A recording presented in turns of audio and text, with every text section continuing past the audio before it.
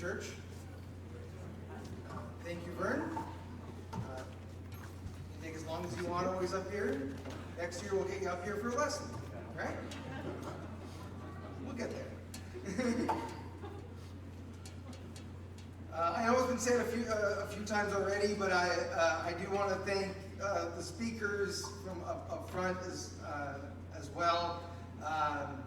When you're in ministry long enough, everything happens, and so when a speaker drops out, you make do, and it was very easy to find guys to come and be willing to do it.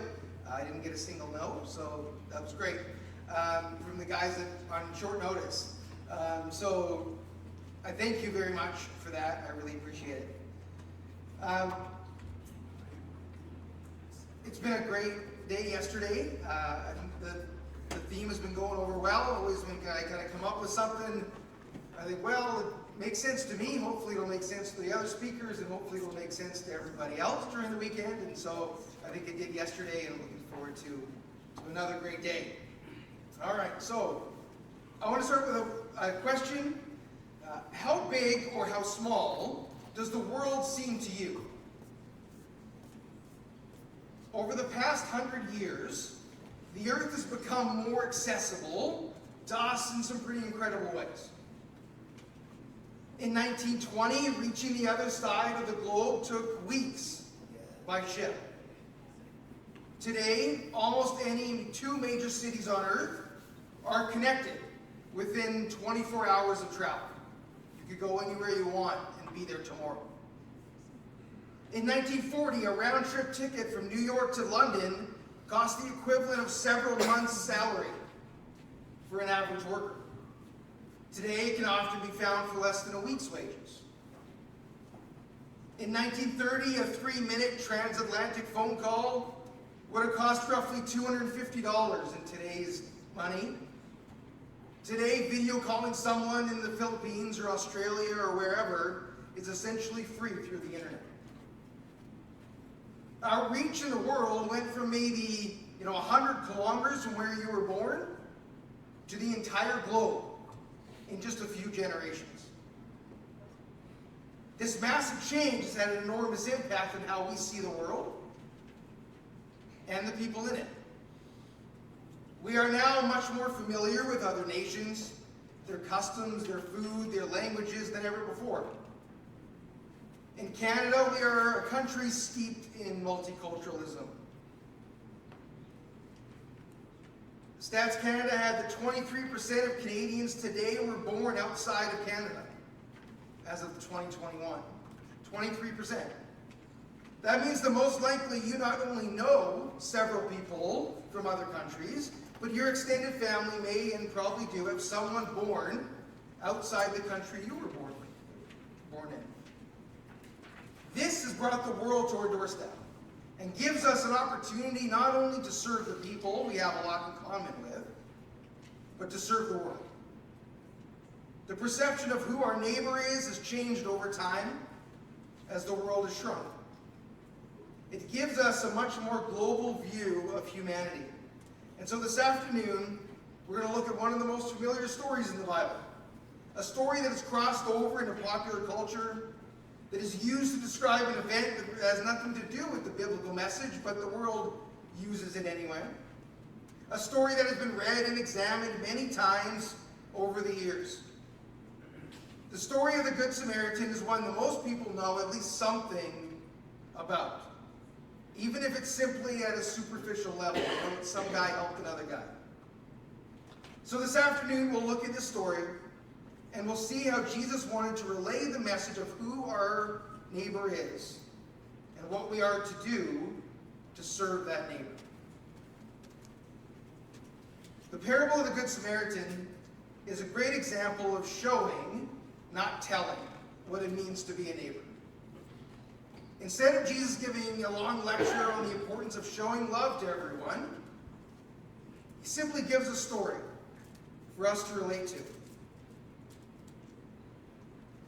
We see this lawyer trying to test Jesus by asking, what must he do to inherit life?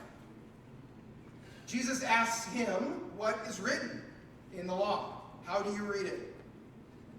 And when they agree on the command to love your neighbor as yourself, the lawyer then looks for a loophole, asking then, who is my neighbor? And Jesus responds with a story of a traveler walking the notoriously dangerous road from Jerusalem to Jericho. He's ambushed by robbers, stripped, beaten, and left half dead on the side of the road. We then see three men approach this beaten man. The first is the priest. He sees the man and crosses on the other side of the road. The second is the Levite, who also sees the man and passes along the other side of the road. Now there's a lot that can be said about these men, but essentially they were both religious people who would seem like the obvious ones to help someone, to show compassion. But amongst other reasons, they likely avoided the man to maintain the ritual purity they had, or simply out of personal safety.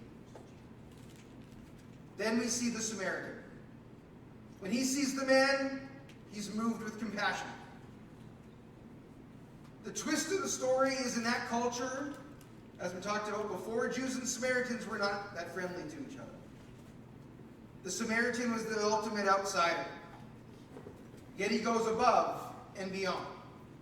He bandages the man's wounds using his own oil and wine that he had on him. He puts the man on his own animal. He takes him to an inn, pays for his stay, and tells the innkeeper he'll cover any additional cost on his return trip.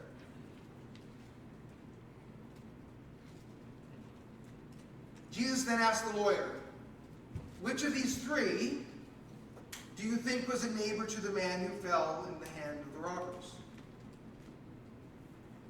The lawyer seemingly can't even bring himself to say the word Samaritan, so he simply answered, the one who had mercy on him. And so Jesus gives him a final and simple and direct message. You go and do likewise.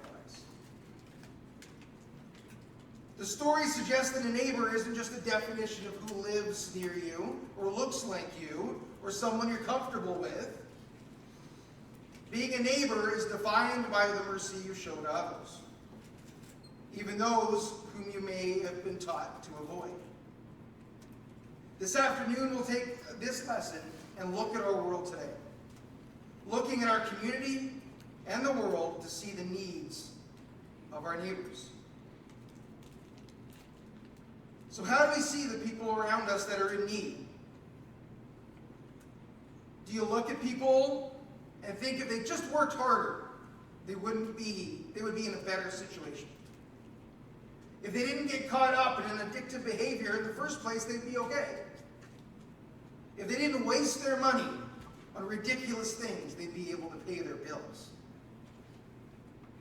It's easy for us to look at people and think they should do better, to look at them as a problem they created, and now we have to go in and help. This is a dangerous attitude, but one we can see a lot of. An attitude of seeing people as a problem to be managed, something that is inconvenient and risky to be getting involved in. Why can't they just take care of themselves? If they're in this situation, they probably did something to deserve it. Are common attitudes in our world today. Now, we cannot know exactly what the priest and Levite were thinking as they passed the man on the road, but we can imagine what people today might think.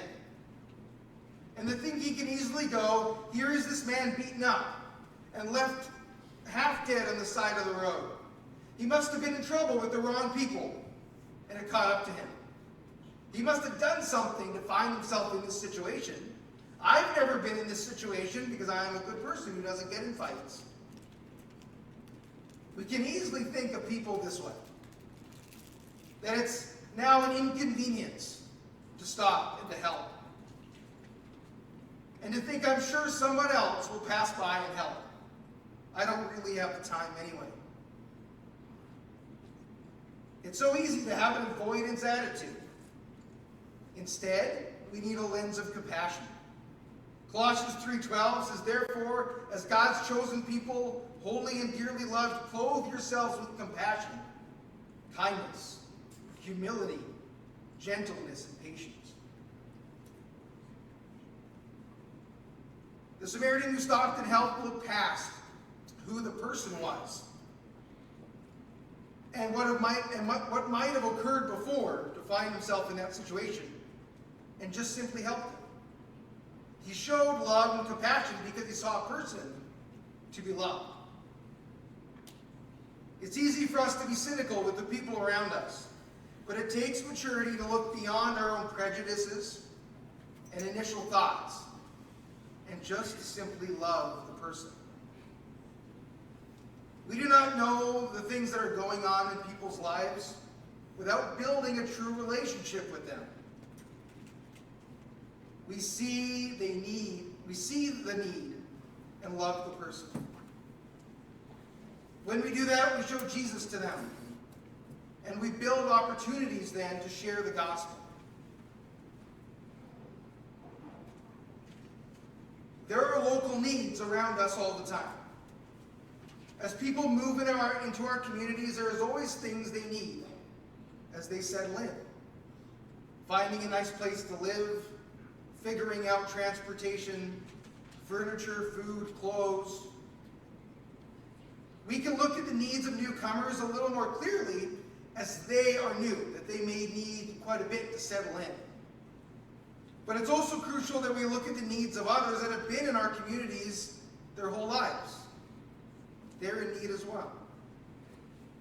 Many people need assistance in figuring things out, and we can set up programs for newcomers and overlook others in our community. As we serve the ones coming in, let's make sure we're serving the needs of all in our communities. It's hard for many people to come and seek assistance. They can feel like they should have figured it out by now. But we can make people feel more comfortable by looking for the needs in our community and seeking people out. Not always waiting for them to come to us. When we see someone beaten up on the side of the road, that can be an obvious immediate need. But it's a little more difficult to look at the needs that are not so visible, but are still really important. The world at our doorstep means interacting with people who are from different cultures, different beliefs, different languages and customs. We may feel that we're not that familiar with their customs and traditions, and we can take a step back from forming relationships when we feel uncomfortable. The world is here in our communities, and one of the great things that it does is it gives us the tools to go out, to when we go out to other places in the world. It can be easy for us to just feel comfortable with the people that we grew up with, and live lives similar to, ones that we have a lot in common with. And that's okay, and it's good to feel comfortable. But when we familiarize ourselves with different people, we can have a global reach. When we do travel to other places, we don't then see people as strangers and feel uncomfortable trying to navigate their country. We feel like we can approach them, communicate with them, embrace them, because we have an understanding of who they are. Our world is now a global neighborhood.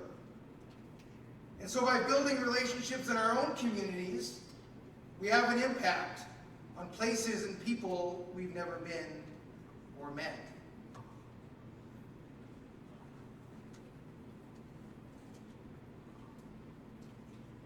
So who's our neighbor?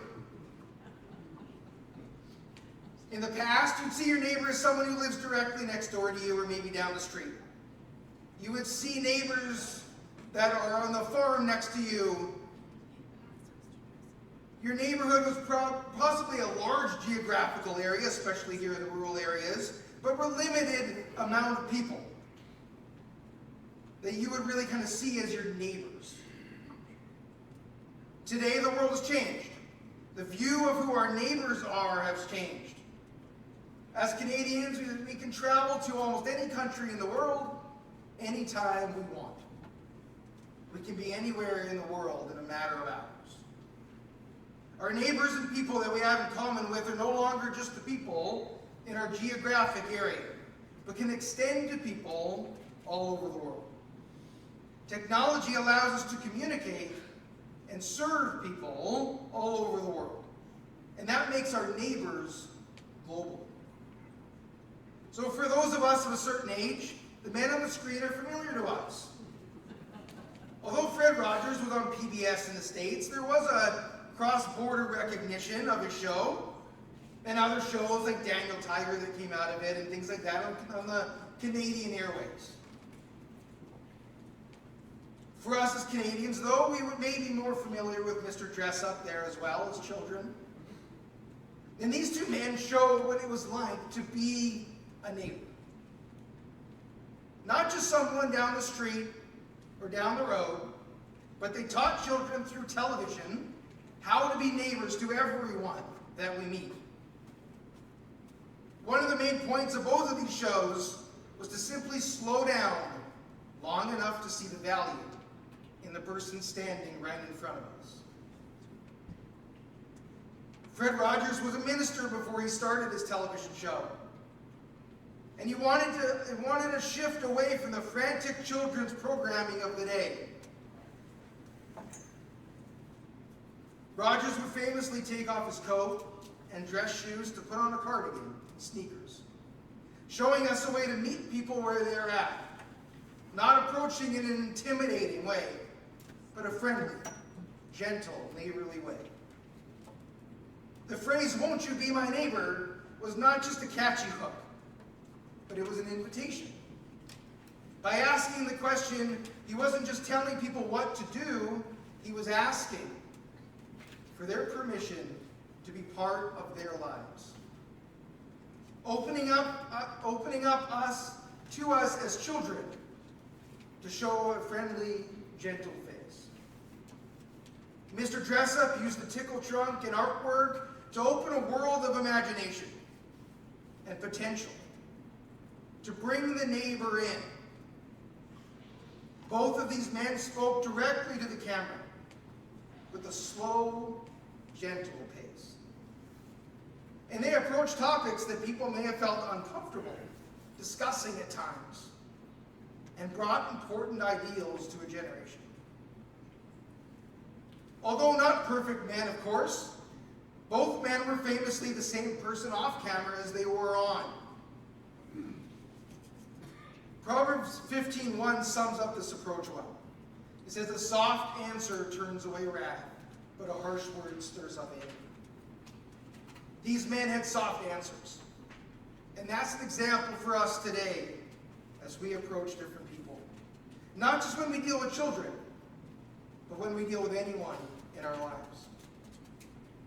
We can too often feel like we need to go in and correct the wrong we see and tell everyone how wrong they are. It's an impulse we need to avoid and working on removing from our lives. When we approach a neighbor, we do so with patience and kindness and goodness, gentleness and self-control. And most importantly, love. We can understand what it means to be neighborly, but we need to know what to work on as we continue to mature in it. So this afternoon we'll look at 3 practical tools that can help us in serving our communities and bring Jesus to them. The first is simply the power of proximity. In the parable, the priest and the Levite saw the man, but they maintained their distance. The Samaritan came to where he was. In a globalized world, the world at our doorstep often looks like the new immigrant family a few doors down, or the international student at our local college. You cannot serve a neighbor that you refuse to see. Proximity is the first step towards that compassion. We are all close to people that are in need. Some in big ways, some in small ways. But by looking at the movement of our communities, we can see people right on our street, right at our workplace, or at the coffee shop. We can strike up conversations about how long they've been here and where they were from, asking about family and how they're feeling being here. These small talk conversations can go a lot farther than we think. By just initiating a conversation, we can find out the needs of the people around us. Just by listening and asking questions about them, we learn a lot. We also, though, want to have the love of Jesus that not only looks at the physical needs of people, but the spiritual needs as well. Inviting them or their kids to an event happening at church, or simply even a Bible study, and see what reaction we get. Even though we may not get much of a response from this, it does show that we are caring for more than just their physical needs. When striking up conversations and building relationships, that we desire to show them Jesus as well.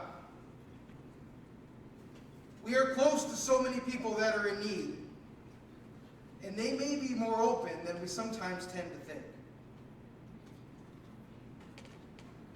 The second tool is the discipline of preparation. The Samaritan didn't just notice the man, he had supplies. He had oil and wine and bandages ready in his travel pack. He was ready to be helpful. He didn't know he would come across someone who needed help, but he was ready if he did. We did not know where he was going, but he used the resources he had on hand to help when there was an opportunity to do so. So we can do things such as having a list of local resources like doctors and dentists and pharmacists to give to someone easily that are new to our community. Have it on our phone and we can message them the information, giving them our contact as well at the same time. Having school information ready to share, information about food pantries and clothing giveaways in the community. It's nice to be able to share something simple to make connections with people. Again, it's easy to think that people will figure it out on their own, that they don't really need my help. And sometimes people will decline our help, but most of the time they're quite grateful. We can have compassion on people, but if there's not action with that compassion, then we're not being as helpful as we should be. The third tool is the strength of partnership. The Samaritan didn't do it alone.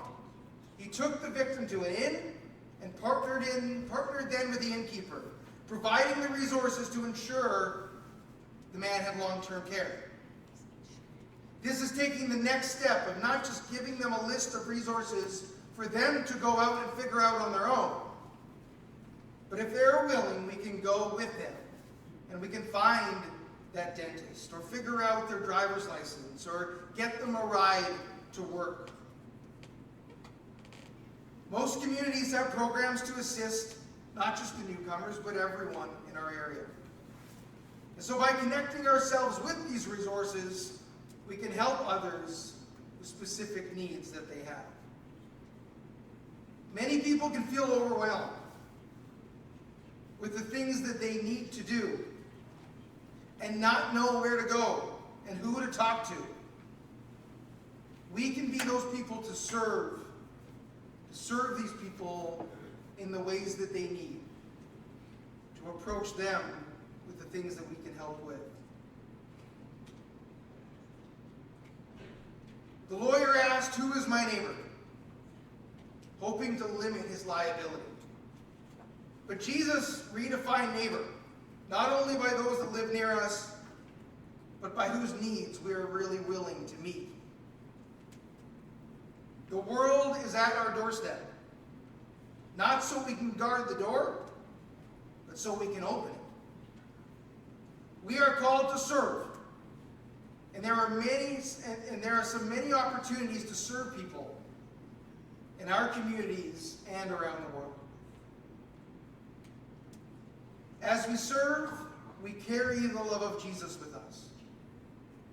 We build relationships and show people our faith. We gain opportunities to not only serve them with the physical needs, but to show them the saving grace of Jesus. So how do we go and do likewise? Well, we can observe. We can look for the needs in our own community, not just waiting for someone to ask, but looking for opportunities to help, even in some small ways. We then act, offering even a small service like a ride, or a meal, or a translation. Little things to make a big impact on people. It can be easy for people to feel alone. And when someone comes to them, even with the simplest act of service, it makes them feel seen.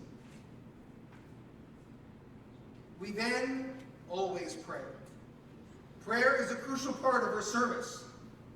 Ephesians 6:18 says, "And pray in the Spirit on all occasions, with all kinds of prayers and requests."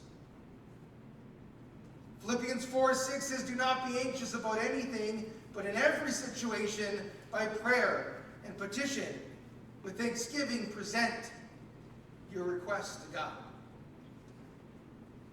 We are limited in what we can do, but God is capable to do anything. We go to God asking for opportunities to serve, and also opportunities to bring the gospel to people. We need to pray for everyone we meet and give them up to God.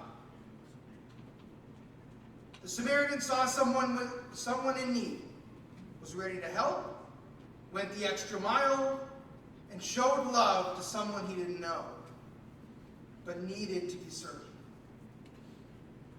We too need to take that example and realize that there may not be someone lying on the side of the road, but that there are people in desperate need all around us. People waiting to be served and to be loved and to be brought Jesus.